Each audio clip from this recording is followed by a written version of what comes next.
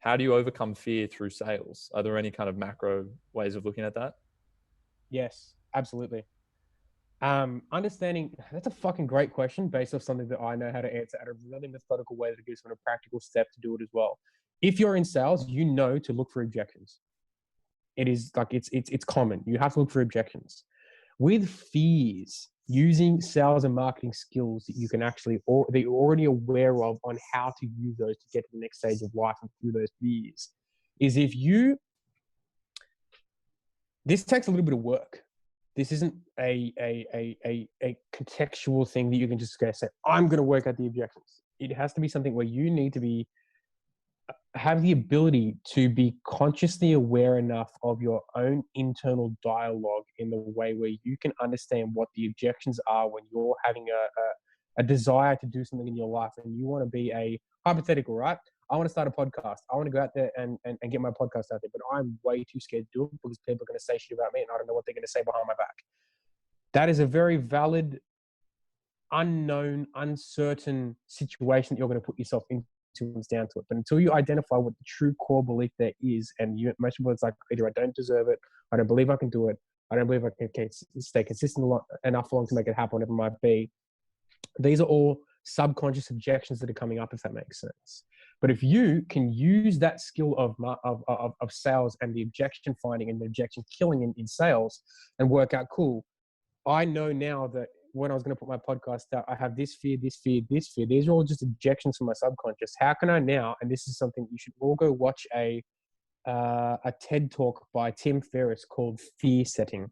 When you do goal setting, it's easy. You know what but you don't know how to get there. You know what you want, but you don't know what's going to stop you from getting there. What fear setting does is it teaches you to identify the fears that are coming up, how to prevent them, and then how to have a plan B if those preventions don't work for you at the same time too.